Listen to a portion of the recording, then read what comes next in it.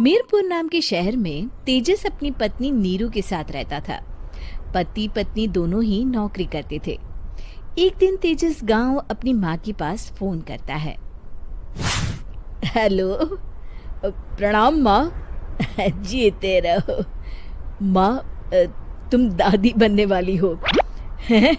अरे वाह, ठीक है बेटा, मैं कल ही आती हूँ।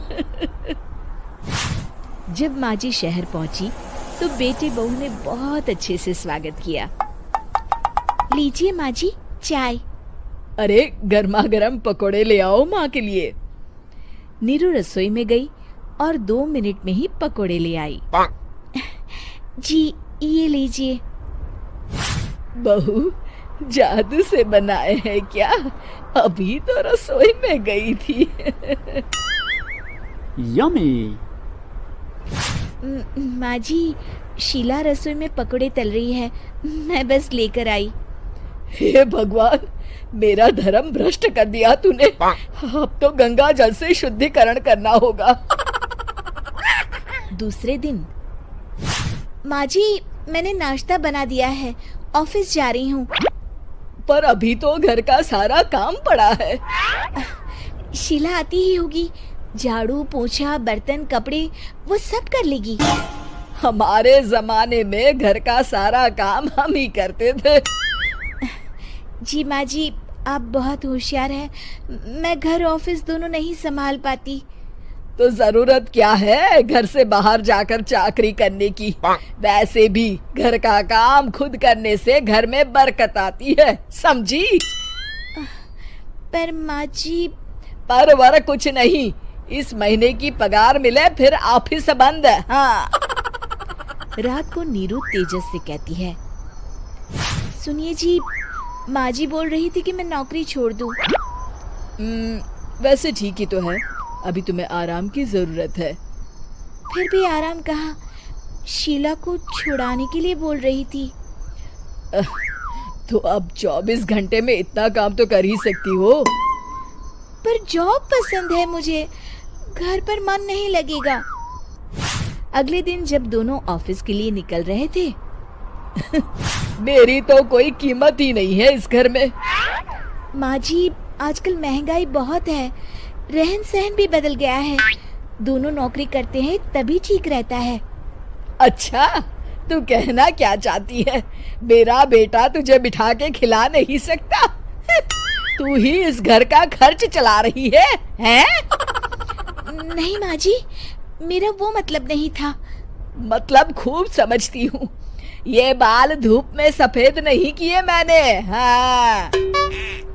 अब तो ये रोज का काम हो गया था। तेजस भी रोज की झिकझिक से परेशान हो गया था।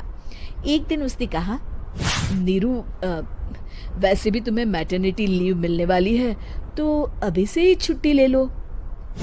पर क्या, मेरी सैलरी अच्छी खासी है। आखिर नीरू ने रिजाइन कर दिया।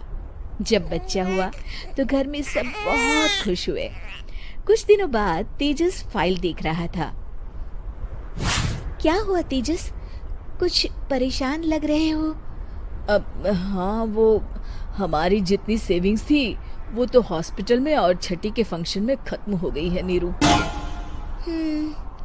और अभी वैसे मंदी चल रही है तो मैं बोल रही थी कल मुन्ना को हेपेटाइटिस का टीका लगवाना है। नीरू, क्या पोस्टपोन नहीं कर सकते? नहीं जी, बिल्कुल नहीं। अब तेजस को समझ में आ रहा था कि उससे गलती हुई है। पैसों की कमी का असर घर के माहौल पर भी पड़ रहा था। अगले दिन, बेटा मेरा चश्मा और ये दवाइयाँ ले आना, पर्चा देते हुए माँ जी ने कहा। जी। तेजस, मुन्ना के लिए दूध का डिब्बा और डायपर भी ले आना, और ये किराने के सामान की लिस्ट है, इसे भी लाना है। तेजस गुस्से में लिस्ट मरोड़कर फेंकता है और चिल्लाता है, पैसे क्या पेड़ पर उगते हैं? ये ले आना, वो ले आना। अरे पर ये जरूरत का सामान ही है। वो गुस्से में बिना कुछ कहे ऑफिस चला गया। अरे लंच तो ले जाइए। नीरू दौड़कर डिब्बा पकड़ाती है। एक दिन खाना खाने के बाद, नीरू,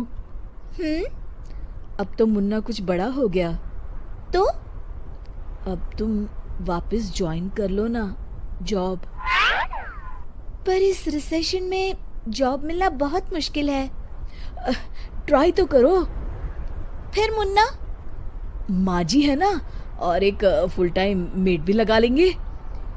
पर माँ जी, उन्हें तो पसंद नहीं।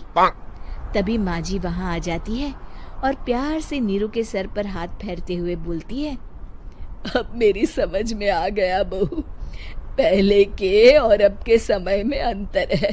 तुम काम शुरू करो, मुन्ना की जिम्मेदारी मेरी। मेरी प्यारी माँ जी। ये कहकर नीरू उनके गले लग गई।